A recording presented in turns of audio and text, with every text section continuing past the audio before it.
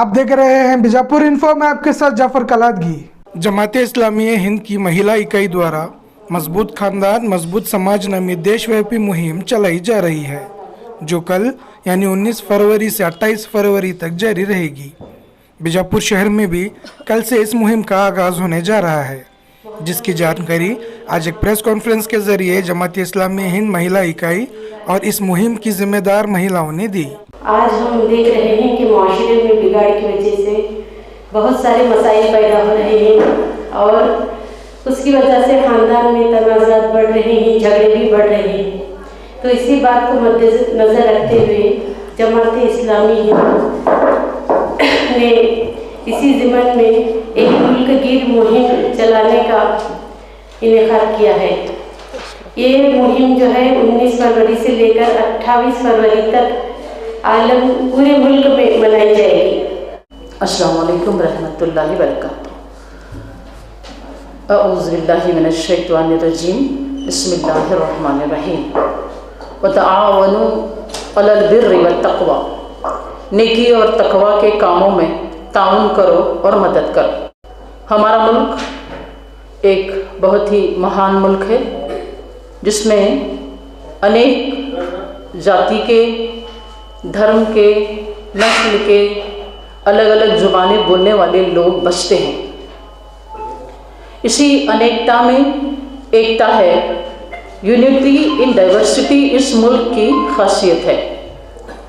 यहाँ के लोग अपनी तहजीब व तमद्दुन और कल्चर को बरकरार रखने की अनथक कोशिश करते हैं। ख़ानदानी ज़िंदगी भी इसका एक हिस्सा है। एक औरत और मर्द जब शादी के मुक़द्दस बंधन में बन जाते हैं तो ख़ानदान की बुनियाद पड़ती है और ख़ानदान वजूद में आता है। इस्लाम भी शादी को एक मजबूत और पुख्ता अहद करार देता है, तो घर को अमन और सुकून का गहवारा और इसकी अज़दवाजी ज़िंदगी को अल्लाह की निशानियों में से एक निशानी बताता है।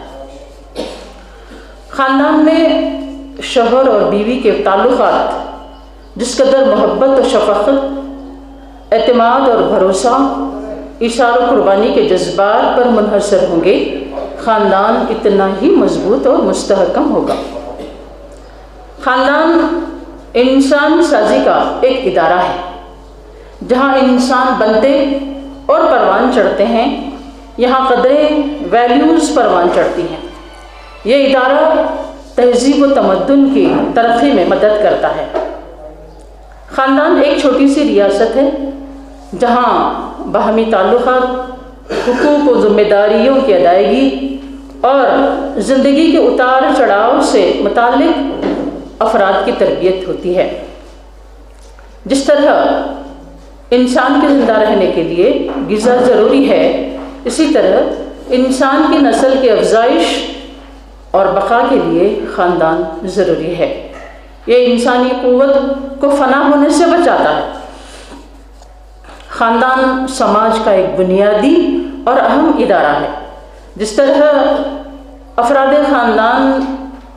के अफराद ख़ानदान में परवान चढ़ते हैं, इसका अक्स हम समाज में देख सकते हैं। अदलिया में, बाज़ार में, हुकूमत में, हर तरह ऐसे इंसान हमें मिलेंगे जिस तरह से उनकी तरबियत ख़ानदान में होती है। जिस तरह से ईंट से ईंट जुड़कर एक मजबूत दीवार बनती है, मुस्तहकम ख़ानदान भी एक मजबूत समाज की बुनियाद रखते हैं। लेकिन ख़ानदान की कश्ती आज भंवर में फंसी हुई नज़र आती है। अगर आज हम इसकी नजात की कोशिश नहीं करेंगे तो वह दिन दूर नहीं कि हम मगरिबी ममालिक की आज जो हालत ज़ार है उससे दो चार हो जाएंगे। उनके यहाँ ख़ानदानी निज़ाम बिखर चुका है। वो वहाँ तक पहुँच चुके हैं जहाँ से उनका वापस होना नामुमकिन न हो तो मुश्किल ज़रूर है। आज ख़ानदान के अफराद में इज़्ज़त और एहतराम की कमी महसूस होती है। प्यार और मोहब्बत, इशारा कुर्बानी के जज्बात ठंडे पड़ते नज़र आ रहे हैं। मटेरियलिज़म, मादा परस्ती, कंज्यूमरिज़म, सारफियत, लिबरलिज़म, आज़ादी और अखलाकी अक़दार के बहरान ने ख़ानदान की बुनियादों को हिलाकर रख दिया है।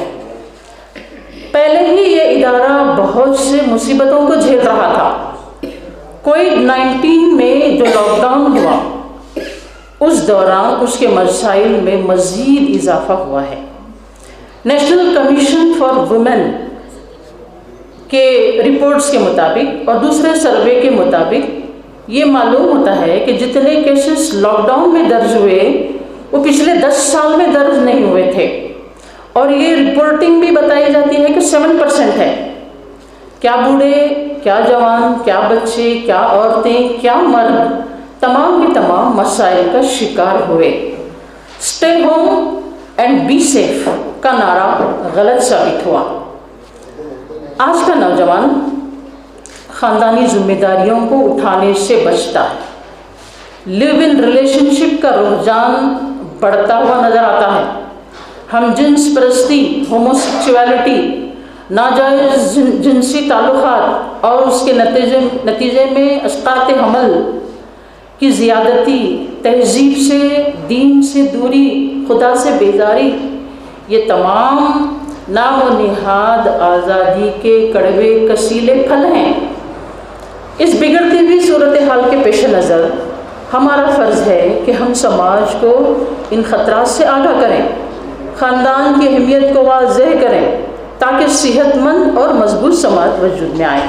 और ये वक्त की ज़रूरत भी है। शोबा ख़वातीन जमात इस्लामी हिंद ने एक इनिशिएटिव के तौर पर एक मुहिम मजबूत ख़ानदान, मजबूत समाज, strong family and strong society के उन्वान के तहत 19 फरवरी तक 28 फरवरी चलाना तय किया है। इस मुहिम की खुसूसियत यह है कि ये मुल्क गिर मुहिम है। इस सारे ही स्टेट्स में, सारे ही अज़ला में चलाई जा रही है एक ही वक्त में। इसकी ये खुसूसियत है और इसको सिर्फ ख़वातीन के ज़रिए चलाया जा रहा है। और एक इनिशिएटिव के तौर पर हमारे मर्द हजरात, हमारे भाई जो है फुल सपोर्टिव हैं हमारे। और तीसरी इसकी खुसूसियत ये है कि हम मुसलमान मिल्लत की बहनों में भी पहुंच रहे हैं और ख़ायरान वतन में भी हम पहुंच करके ये स्ट्रॉन्ग फैमिली का, स्ट्रॉन्ग सोसाइटी का मैसेज हम दे रहे हैं। हम आपके मीडिया के ज़रिए अवाम से पुरखुलूस दरख्वास्त करते हैं कि वो भी हमारे कदम से कदम मिलाएं ताकि हमारा खुदा भी खुश हो और और बंदे भी उसके खुश हो जाएं। ಈ ಅಭಿಯಾನದಲ್ಲಿ ಯಾವುದೇ ಜಾತಿ ಭೇದವಿಲ್ಲದೆ ಎಲ್ಲ ಧರ್ಮದವರಿಗೆ ನಾವು ಹೋಗಿ ಈ ಒಂದು ಕಾರ್ಯಕ್ರಮವನ್ನು ನಡೆಸ್ತಾ ಇದ್ದೇವೆ। ಈ ರೀತಿಯಾಗಿ ನಾವು ಟೀ ಪಾರ್ಟೀಸ್ ಮಾಡ್ತಾ ಇದ್ದೇವೆ। ಟೀ ಪಾರ್ಟೀಸ್ನಲ್ಲಿ ಇಂಥ ಒಂದು ಟಾಪಿಕ್ಸ್ ನಾವು ತೆಗೆದುಕೊಂಡಿದ್ದೇವೆ। ಹೇಗೆ ಅಂತ ಹೇಳಿದ್ರೆ, ಮಾದರಿ ತಾಯಿ ಹೇಗಿರಬೇಕು, ರೋಲ್ ಮಾಡೆಲ್ ತಾಯಿ ಹೇಗಿರಬೇಕು, ಗಂಡ ಹೆಂಡತಿಯ ಹಕ್ಕುಗಳು ಹಾಗೂ ಅವರ ಇಬ್ಬರ ಸಮಾನತೆ ಏನಿದೆ, ಅವರ ಹಕ್ಕುಗಳನ್ನು ಇಂಥ ಕಾರ್ಯಕ್ರಮಗಳನ್ನು ತೆಗೆದುಕೊಂಡಿದೆ। ಹಾಗೂ ಕುಟುಂಬ ಸಂಬಂಧಗಳು ಹೇಗಿರಬೇಕು ಮತ್ತು ನಮ್ಮ ಮಕ್ಕಳ ಪಾಲನೆ ಪೋಷಣೆ ಹೇಗೆ ಆಗಿರಬೇಕು, ಇಂಥ ಒಂದು ಕಾರ್ಯಕ್ರಮಗಳನ್ನು ನಾವು ನೆರವೇರಿಸ್ತಾ ಇದ್ದೇವೆ। ಹಾಗೂ ನಾವು ನೋಡುವ ಹಾಗೆ ಈ ಲಾಕ್ಡೌನ್ನಲ್ಲಿ ಎಷ್ಟೊಂದು ಸಮಸ್ಯೆಗಳು ಗಂಡ ಹೆಂಡತಿಯದಿಂದ ನಡೀತಾ ಇದೆ। ಮನೆಯಲ್ಲಿ ಜಗಳ ಹಾಗೂ ಹಿಂಸೆ ನಡೀತಾ ಇದೆ। ಈ ಒಂದು ಹಿಂಸೆ ಗಂಡ ಹೆಂಡತಿಯ ಸಂಬಂಧ ಬಹಳಷ್ಟು ಮುಖ್ಯವಾಗಿದೆ ಕುಟುಂಬ ಸಂಬಂಧಕ್ಕೆ। ಏಕೆಂತ ಹೇಳಿದ್ರೆ, ಮನೆಯಲ್ಲಿ ಗಂಡ ಹೆಂಡತಿ ಸರಿಯಾಗಿರಲಿಲ್ಲದೆ ಆ ಒಂದು ಕುಟುಂಬ ಸರಿಯಾಗಿ ನಡಲಿಕ್ಕೆ ಸಾಧ್ಯವಿಲ್ಲ। ಹಾಗೂ ಈ ಸಮಾಜಕ್ಕೆ ಒಂದು ಒಳ್ಳೆಯ ಕುಟುಂಬದ ಸಮೃದ್ಧಿಯು ಸಮಾಜಕ್ಕೆ ಉನ್ನತಿಯಾಗಿದೆ। ಆದ್ದರಿಂದ ನಾವು ಮ್ಯಾರೇಜ್ ಪ್ರಿಪರೇಟರಿ ಕೋರ್ಸ್ ಅಂತ ಹೇಳಿ ತೆಗೆದುಕೊಳ್ತಾ ಇದ್ದೇವೆ। ಇದರಲ್ಲಿ ಹೊಸ ಮದುವೆ ಆದ ವಧುವರಿಗೆ ಇಬ್ಬರಿಗೆ ಕರಿತಾ ಇದ್ದೇವೆ। ಹಾಗೂ ಯಾರು ಮದುವೆ ಆಗೋದಿದೆ ಅಂಥ ಯಂಗ್ಸ್ಟರ್ಸ್ ಕಪಲ್ಸ್ಗಳನ್ನು ನಾವು ಕರಿತಾ ಇದ್ದೀವಿ ಕಾರ್ಯಕ್ರಮದಲ್ಲಿ। ಇದರಲ್ಲಿ ಕೂಡ ಗಂಡ ಹೆಂಡತಿ ಹೇಗೆ ಬಾಳಬೇಕು, ಅವರ ಹಕ್ಕುಗಳು ಏನಿದೆ, ಹಾಗೂ ನಮ್ಮ ಪ್ರಾಪರ್ಟಿನಲ್ಲಿ ಹೆಣ್ಣು ಮಕ್ಕಳಿಗೆ ಹಕ್ಕಿದೆ, ಅವರ ಹಕ್ಕುಗಳು ಏನಿದೆ, ಈ ಎಲ್ಲ ವಿಷಯಗಳನ್ನು ನಾವು ಈ ಪ್ರೋಗ್ರಾಮ್ನಲ್ಲಿ ತೆಗೆದುಕೊಳ್ತಾ ಇದ್ದೇವೆ। ಇದರಲ್ಲಿ ಕೂಡ ನಾವು ಕುಟುಂಬ ಗೆಟ್ ಟುಗೆದರನ್ನು ತೆಗೆದುಕೊಳ್ತಾ ಇದ್ದೇವೆ। ಕುಟುಂಬ ಗೆಟ್ ಟುಗೆದರ್ ಜನರಿಗಾಗಿಲ್ಲ, ನಮ್ಮ ಕುಟುಂಬಗಳನ್ನು ಕೂಡ ಸೇರಿದೆ। ಈ ಕುಟುಂಬಗಳಲ್ಲಿ ನಮ್ಮ ಸಂಬಂಧಗಳು ಬಹಳ ಕೆಡ್ತಾ ಇದೆ। ಇದಕ್ಕೆ ನಾವು ಏನು ಮಾಡಬೇಕು, ಇದರ ಪರಿಹಾರ ಏನಿದೆ ಅಂತ ಹೇಳಿ ಇದು ಒಂದು ಕಾರ್ಯಕ್ರಮವನ್ನು ಕೂಡ ನಾವು ಇಟ್ಟಿದ್ದೇವೆ। ಹಾಗೂ ಕಾಲೇಜ್ ಹೆಣ್ಣು ಮಕ್ಕಳಲ್ಲಿ, ಕಾಲೇಜ್ ಸ್ಟೂಡೆಂಟ್ಸ್ಗಳಲ್ಲಿ ಹೆಣ್ಣು ಮಕ್ಕಳಲ್ಲಿ ನಾವು ಕ್ವಿಜ್ ಕಾಂಪಿಟೇಷನ್ ಕೂಡ ಇಟ್ಟಿದ್ದೇವೆ। ಸೇಮ್ ಇದೇ ಟಾಪಿಕ್ ಇದೆ, ಸುದೃಢ ಕುಟುಂಬ ಸುಭದ್ರ ಕುಟುಂಬ ಮತ್ತು ಸುದೃಢ ಸಮಾಜಕ್ಕೆ ನಿರ್ಮಾಣಕ್ಕೆ ಬರುವ ತೊಂದರೆಗಳು ಹಾಗೂ ಅದರ ನಿವಾರಣೆ ಈ ಟಾಪಿಕ್ ಇದೆ. ಹಾಗೆ ಇದರೊಳಗೆ ಜಾತಿ ಧರ್ಮದ ಏನು ಪ್ರಶ್ನೆ ಇಲ್ಲ, ಇದು ಎಲ್ಲ ಧರ್ಮದವರಿಗೂ ಕೂಡ ನಾವು ಇದರಲ್ಲಿ ಇನ್ವಾಲ್ವ್ ಮಾಡಿದ್ದೇವೆ. ಹಾಗೂ ಸ್ಪೀಚ್ ಕಾಂಪಿಟೇಷನ್ ಇದೆ. ಇದು ಹೆಣ್ಣು ಮಕ್ಕಳಲ್ಲಿ 25 ವರ್ಷ ಅಥವಾ 30 ವರ್ಷದ ವಯಸ್ಸಿನ ಹೆಣ್ಣು ಮಕ್ಕಳಲ್ಲಿ ನಾವು ಈ ಕಾರ್ಯಕ್ರಮವನ್ನು ತೆಗೆದುಕೊಳ್ತಾ ಇದ್ದೇವೆ. ಸ್ಪೀಚ್ ಕಾಂಪಿಟೇಷನ್ ಇದೆ. ಇದು ಸೇಮ್ ಇದೆ, ಸುದೃಢ ಕುಟುಂಬ ಹಾಗೂ ಸುಭದ್ರ ಸಮಾಜಕ್ಕೆ ಏನೇನು ನಾವು ಮಾಡಬೇಕಂತೇಳಿ. ಇದರಲ್ಲಿಯೂ ನಾವು ಪ್ರೈಸ್ಗಳನ್ನು ಇಟ್ಟಿದ್ದೇವೆ. ಸ್ಪೀಚ್ ಕಾಂಪಿಟೇಷನ್ ಮತ್ತು ಎಸ್ಸೆ ಕಾಂಪಿಟೇಷನಲ್ಲಿ ನಾವು first prize, second prize, third prize ಕೂಡ ಇಟ್ಟಿದ್ದೇವೆ. ಸುಮಾರು 2000, 1500 ಹಾಗೂ 1000 ಹೀಗೆ 3 ನಾವು ಪ್ರೈಸ್ಗಳನ್ನು ಇಟ್ಟಿದ್ದೇವೆ. ಇದಾದ ನಂತರ ನಾವು ಮನೆಗಳಿಗೆ ಹೋಗಿ ಸರ್ವೆ ಕೂಡ ಮಾಡ್ತಾ ಇದ್ದೇವೆ. ಸರ್ವೆ ಏನು ಮಾಡ್ತಾ ಇದ್ದೇವೆ ಅಂತ ಅವರ ಸಂಬಂಧ ನಾವು ಆ ಸರ್ವೆಗಳಲ್ಲಿ ಕೇಳ್ತಾ ಇಲ್ಲ, ನೀವು ಯಾವ ಮನೆಯದವ್ರು ಇದ್ದೀರಾ, ನಿಮ್ಮ ಹೆಸರೇನು, ನಿಮ್ಮ ಅಡ್ರೆಸ್ ಏನು, ಇದು ಕೇಳ್ತಾ ಇಲ್ಲ. ನಾವು ಏನು ಕೇಳ್ತಾ ಇದ್ದೇವೆ ಅಂತ ಹೇಳಿದರೆ, ನಿಮ್ಮ ಸಂಬಂಧಗಳು ನಿಮ್ಮ ಗಂಡನ ಜೊತೆ ಹೇಗಿದೆ, ನಿಮ್ಮ ಮಕ್ಕಳ ಜೊತೆ ನಿಮ್ಮ ಸಂಬಂಧ ಏನಿದೆ, ನಿಮ್ಮ ನೇಬರ್ಸ್, ನಿಮ್ಮ ನೆರೆಹೊರೆಯವರ ಜೊತೆ ಸಂಬಂಧ ಏನಿದೆ, ಹೇಗಿದೆ, ಏನು ತೊಂದರೆ ಇದೆ, ಯಾವ ಅಡಚಣೆಗಳು ನಿಮ್ಮ ಫ್ಯಾಮಿಲಿದಲ್ಲಿ ಇದೆ ಅಂಥೇಳಿ ನಾವು ಸರ್ವೆ ಮಾಡ್ತಾ ಇದ್ದೇವೆ. ಇದು ನಮಗೂ ಇನ್ಕ್ಲೂಡ್ ಇದೆ. ನಾವು ಕೂಡ ಈ ಫಾರ್ಮ್ಸ್ಗಳನ್ನು ತುಂಬ್ತಾ ಇದ್ದೇವೆ. ಹೀಗಾಗಿ ಈ ಒಂದು ಕಾರ್ಯಕ್ರಮ ಕೂಡ ನಾವು ತೆಗೆದುಕೊಳ್ತೇವೆ. ಇದಾದ ಮೇಲೆ ಅಂತಾರಾಷ್ಟ್ರೀಯ ವೆಬಿನಾರ್, ಇಂಟರ್ನ್ಯಾಷನಲ್ ವೆಬಿನಾರ್ ಕೂಡ ನಾವು ಝೂಮ್ ಮೀಟಿಂಗ್ದಿಂದ ತೆಗೆದುಕೊಳ್ತಿದ್ದೆ. ಆನ್ಲೈನ್ ಮತ್ತು ಆಫ್ಲೈನ್ ಈ ಎಲ್ಲ ಕಾರ್ಯಕ್ರಮಗಳು ನಮಗೆ ನಡೀತಾ ಇದೆ. ಹಾಗೆ ಚಿಂತಕರ ಜೊತೆ ಆನ್ಲೈನ್ ಸಂವಾದ ಕೂಡ ಇದೆ. ಈ ಒಂದು ನಮ್ಮ ಪುಟ್ಟ ಒಂದು ನಮ್ಮ ಏನಂತ ಹೇಳಿದರೆ ಈ ಪ್ರೋಗ್ರಾಮ್ಗಳಿಂದ ನಾವು ನಮ್ಮ ಕುಟುಂಬದಲ್ಲಿ ನಡೆಯುವ ತೊಂದರೆಗಳನ್ನು ದೂರೀಕರಿಸಿ ಹಾಗೂ ಒಂದು ಒಳ್ಳೆಯ ಕುಟುಂಬ ಆಗಲಿ ಅಂತ ಹೇಳಿ ಹಾರೈಸ್ತೀವಿ. ಆದಷ್ಟು ನಮ್ಗೆ ಎಷ್ಟಾಗ್ತದೆ ನಾವು ಅದನ್ನು ಮಾಡಲಿಕ್ಕೆ ನಮ್ಮ ಪ್ರಯತ್ನವನ್ನು ನಾವು ಮಾಡ್ತಾ ಇದ್ದೇವೆ. ನಮ್ಮ ಜೊತೆ ನಮ್ಮ ಸಪೋರ್ಟ್ಸ್ ಅಂತ ಜಮಾತಿನ ಸದಸ್ಯರು ಕೂಡ ನಮ್ಮ ಮ್ಯಾಕ್ಸಿಮಮ್ ಸಪೋರ್ಟ್ ಮಾಡ್ತಾ ಇದ್ದಾರೆ. ಈ ಒಂದು ನಮ್ಮ ಪುಟ್ಟ ಒಂದು ಆಸೆ ಇದೆ ಎಲ್ಲ. ಏಕೆಂದರೆ ಕೊರೋನಾದಲ್ಲಿ ಬಹಳಷ್ಟು ಮನೆಗಳಲ್ಲಿ ಇಂಥ ಒಂದು ಸಂಗತಿ ಬಂತು. ಇಡೀ ರಾಷ್ಟ್ರದಲ್ಲಿ, ಬರೀ ನಾವು ನೋಡ್ತೇವೆ ನಾವು ಬಿಜಾಪುರದಲ್ಲಿ ಅಂತಲ್ಲ, ಇಡೀ ಜಗತ್ತಿನಲ್ಲಿ ಇಂಥ ತೊಂದರೆಗಳು ಬಂದೆ ಒಂದೇ ಸಲ, ಎಲ್ಲ ತೊಂದರೆಗಳು ಒಂದೇ ಸಲ ಬಂದು. ಏಕೆ ಅಂತ ಹೇಳಿದ್ರೆ ಕೊರೋನಾ ಬಂತು, ಅದರಿಂದ ಭಾಳಷ್ಟು ಜನರ ಜಾಬ್ಸ್ ಹೋಗ್ಬಿಡ್ತು, ನಮ್ಗೇನು ಸೇವಿಂಗ್ಸ್ ಇದೆ ಅದು ಎಲ್ಲ ಖರ್ಚಾಗಿಬಿಡ್ತು. ಹೀಗಾಗಿ ನಾವು ಒಬ್ಬರಿಗೊಬ್ಬರು ಸಪೋರ್ಟ್ ಮನೆಯಲ್ಲಿ ಮಾಡಲಿಕ್ಕೆ ಆಗ್ತಾ ಇಲ್ಲ. ಮನೆಯಲ್ಲಿ ನಮಗೆ ಭಾಳ ಟೆನ್ಷನ್ಸ್ ಏನಿದೆ ಅಂತ ಹೇಳಿದ್ರೆ, ಮ್ಯಾಕ್ಸಿಮಮ್ ಹೆಣ್ಣು ಮಕ್ಕಳ ಮೇಲೆ ಅತ್ಯಾಚಾರ ಆಗ್ತಾ ಇದೆ. ಗಂಡು ಮಕ್ಕಳಿಗೆ ಕೂಡ ಇದೆ. ಹಾಗೆ ಹೆಣ್ಣು ಮಕ್ಕಳಿಗೆ ಹಿಂಸೆ, ಲೈಂಗಿಕ ಹಿಂಸೆ, ಮಾನಸಿಕ ಹಿಂಸೆ ಹೆಚ್ಚಾಗಿ ಆಗ್ತಾ ಇದೆ. ಈ ಒಂದು ಹೆಣ್ಣು ಮಕ್ಕಳಿಗೆ ಕೂಡ ಇದು ನಾವು ಅವರ ಕಷ್ಟಗಳನ್ನು ದೂರೀಕರಿಸಲು ಆದಷ್ಟು ಸಹಾಯ ಮಾಡ್ತೇವೆ. ಹಾಗೆ ಗಂಡು ಮಕ್ಕಳಿಗೆ ಕೂಡ ಮಾನಸಿಕ ತೊಂದರೆಗಳು ಭಾಳಷ್ಟಿದೆ. ಏಕೆಂದರೆ ಜಾಬ್ಸ್ ಇಲ್ಲ, ಸೇವಿಂಗ್ಸ್ ಇಲ್ಲ. ಹೀಗಾಗಿ ನಮ್ಮ ಮನೆಯಲ್ಲಿ ನಾವು ಯಾವುದೇ ಪ್ರಾಬ್ಲಮ್ ಬಂದರೆ ಶೇರ್ ಮಾಡೋದಿಲ್ಲ. ನಾವೇನು ತಿಳಿತೀವಿ, ನನ್ನ ಪ್ರಾಬ್ಲಮ್ ಇದೆ ನಾನು ಸಾರ್ಟ್ ಔಟ್ ಮಾಡ್ತೀನಿ. ಗಂಡ ಹೆಂಡತಿ ಒಬ್ರಿಗೊಬ್ರಿಗೆ ಏನು ತಿಳಿತೀವಿ, ನಾವು ಅಪೋಸಿಷನ್ ಒಳಗಿದೆ ಅಂತ ತಿಳಿತೀವಿ. ಗಂಡ ಹೆಂಡತಿಗೆ ಸಲಹೆ ಕೇಳೋದಿಲ್ಲ, ಹೆಂಡತಿ ಗಂಡನಿಗೆ ಕೇಳೋದಿಲ್ಲ. ನಮ್ಮ ತೊಂದರೆಗಳನ್ನು ನಾವೇ ಸಾರ್ಟ್ ಔಟ್ ಮಾಡ್ಲಿಕ್ಕೆ ಹೋಗ್ತಾ ಇದ್ದೀವಿ. ನಮಗೆ ಆಗಲಿಲ್ಲ ಅಂತಂದು ಹೇಳಿದರೆ ನಾವು ಏನು ಮಾಡ್ತಾ ಇದ್ದೀವಿ, ಆತ್ಮಹತ್ಯೆ ಕೂಡ ಮಾಡ್ತಾ ಇದ್ದೀವಿ. ಭಾಳ ಈಸಿವೇ ಆಗಿದೆ. ಏನಾದರೂ ಪ್ರಾಬ್ಲಮ್ ಸಾಲ್ವ್ ಆಗಲಿಲ್ಲ ಅಂತ ಹೇಳಿದ್ರೆ ನಾವು ಆತ್ಮಹತ್ಯೆ ಮಾಡಲಿಕ್ಕೆ ನಿಂತು ಬಿಡ್ತೇವೆ. ಇದರಿಂದ ನಮ್ಮ ಪ್ರಾಬ್ಲಮ್ಸ್ಗಳು ಸಾಲ್ವ್ ಆಗೋದಿಲ್ಲ. ಇದರಿಂದ ಮಕ್ಕಳ ಮೇಲೆ ಕೆಟ್ಟ ಪರಿಣಾಮ ಬೀಳ್ತದೆ. ಗಂಡ ಹೆಂಡತಿ ಜಗಳದಿಂದ ಇಬ್ಬರು ದೂರ ಆಗ್ತಾರೆ. ಮಕ್ಕಳಿಗೆ ಆ ಪ್ರೇಮ, ಪ್ರೀತಿ ಹಾಗೂ ಒಳ್ಳೆಯ ವಾತಾವರಣ ಸಿಗಲಾದ ಕಾರಣ ಮಕ್ಕಳ ಮೇಲೆ ಕೆಟ್ಟು ನ್ಯೂ ಜನ್ರೇಷನ್, ಯಂಗ್ ಜನ್ರೇಷನ್ಗೆ ಈ ಒಂದು ಸಹಾಯ ಮಾಡಲಿಕ್ಕೆ ನಾವು ಗಂಡ ಹೆಂಡತಿ ಸಂಬಂಧಗಳನ್ನು ಒಳ್ಳೆಯದಾಗಲಿ ಅಂತೇಳಿ ಈ ಒಂದು ಕಾರ್ಯಕ್ರಮ ಅಭಿಯಾನವನ್ನು ಇಟ್ಟಿದ್ದೇವೆ. ಹಾಗೂ ನಾವು ನೋಡ್ತಾ ಇದ್ದೇವೆ, ಹಿರಿಯರ ಹಕ್ಕುಗಳು ಹಾಗೂ ಗೌರವ ಸಿಗ್ತಾ ಇಲ್ಲ. ಆದ ಕಾರಣ ಹಿರಿಯರಿಗೆ ಕೂಡ ನಾವು ನಮ್ಮ ಮನೆಯ ಮೆಂಬರ್ಸ್ ಇದ್ದಾರೆ. ಹೀಗಾಗಿ ವೃದ್ಧಾಶ್ರಮಗಳು ಹೆಚ್ಚಾಗ್ತಾ ಇವೆ. ಈ ವೃದ್ಧಾಶ್ರಮಗಳು ಹೇಗೆ ಆಗ್ತದೆ ಅಂದರೆ, ನಮಗೆ ಈ ಜವಾಬ್ದಾರಿ ಬೇಡಾಗಿದೆ. ನಾನು ಮದುವೆ ಆಗಲಿಕ್ಕೆ ಈಗಿನ ಕಾಲದಲ್ಲಿ ಯಂಗ್ಸ್ಟರ್ಸ್ ಮದುವೆ ಆಗಲಿಕ್ಕೆ ರೆಡಿ ಇಲ್ಲ. ಮದುವೆ ಆದರೆ ತಂದೆ ತಾಯಿ ಆಗಲಿಕ್ಕೆ ರೆಡಿ ಇಲ್ಲ. ಯಾಕೆಂತ ಹೇಳಿದರೆ ನಮಗೆ ಈ ಜವಾಬ್ದಾರಿ ಮಾಡಲಿಕ್ಕೆ ಆಗೋದಿಲ್ಲ. ನಮಗೆ ಮಕ್ಕಳು ಬೇಡ. ಹಾಗೆ ನಾವು ನೋಡ್ತೇವೆ, ತಂದೆ ತಾಯಿ ಮತ್ತು ಮಕ್ಕಳ ಏಜ್ ಡಿಫ್ರೆನ್ಸ್ ಹೆಚ್ಚಾಗಿದೆ.